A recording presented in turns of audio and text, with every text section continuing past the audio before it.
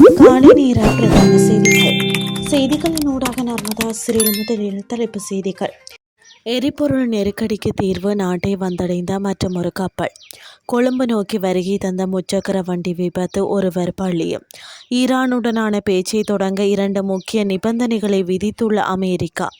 இனி விரிவான செய்திகள்.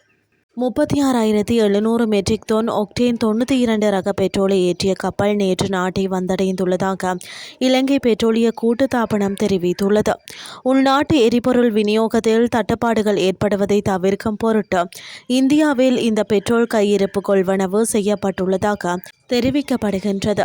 அண்மை காலமாக எரிபொருள் விநியோகத்தை சீராக பேணுவதற்கு முன்னெடுக்கப்பட்டு வரும் தொடர் நடவடிக்கைகளின் ஒரு அங்கமாக இந்த எரிபொருள் கொள்வனவு நோக்கப்படுகிறது.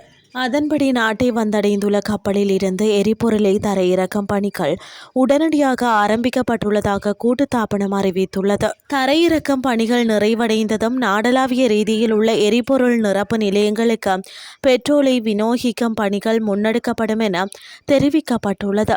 இந்த புதிய கையிருப்பு கிடைக்கப்பட்டதன் மூலம் சந்தையில் ஒக்டேன் 92 ரக பெட்ரோலுக்கான தட்டுப்பாடு நீங்கி விநியோகம் மேலும் சீரடையும் என எதிர்பார்க்கப்படுவதாக தெரிவித்துள்ளமை குறிப்பிடத்தக்கது. முனராகலை வெள்ளவாய பிரதான வீதியில் உள்ள புத்தள உணவட்டன பகுதியில் முச்சக்கர வண்டியொன்று வேன் மீது மோதியதில் ஒருவர் உயிரிழந்ததோடு 3 பேர் காயமடைந்துள்ளதாக காவல்துறையினர் தெரிவித்துள்ளனர். குறித்த இந்த விபத்து இன்று புதன்கிழமை காலை இடம்பெற்றுள்ளது. முச்சக்கர வண்டி ஓட சென்ற நபரே விபத்தில் உயிரிழந்துள்ளார். ஒரே குடும்பத்தை சேர்ந்த 4 பேர் பயணித்த முச்சக்கர வண்டியை இவ்வாறு வான் மீது மோதி விபத்துக்குள்ளாகியுள்ளது. அம்பாறையில் இருந்து கொழும்பு நோக்கி சென்று கொண்டிருந்த போதே இவர்கள் விபத்துக்குள்ளானதாக கூறப்படுகிறது. உயிரிழந்த நபரின் மனைவி மற்றும் பிள்ளைகள் 2 விபத்தில் காயமடைந்து புத்தள பிரதேச வைத்தியசாலையில் சிகிச்சை பெற்று வருகின்றனர். இனி வெளிநாட்டு செய்திகள். அமெரிக்க ஈரான் இடையேயான தற்காலிக போர் நிறுத்தம் அடுத்த வாரம் முடிவுக்கு வரும் நிலையில் புதிய அமைதி பேச்சுக்கு அமெரிக்கா 2 முக்கிய நிபந்தனைகளை விதித்துள்ளதாக தெரிய வருகிறது. இதன்படி கோர்மோஸ் நீரிணையில் கப்பல்களை அனுமதிப்பது, 2வது பேச்சு நடத்தும் ஈரான் குழுவுக்கு அந்த நாட்டின் இஸ்லாமிய புரட்சிகர காவல் படைக்கு முழு அதிகாரம் வழங்குவது. இதற்கு ஒப்புக்கொண்டால் மட்டுமே 2வது சுற்று பேச்சு பாகிஸ்தானில் தொடரும் என ட்ரம்ப் கூறியுள்ளார்.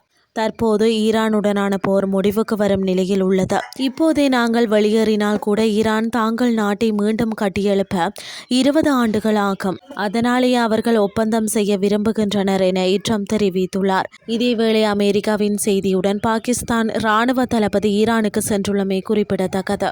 இத்துடன் செய்திகள் யாவும் நிறைவடைகின்றது. அடுத்த இரவு 8:30க்கு எதிர்பாருங்கள். நன்றி.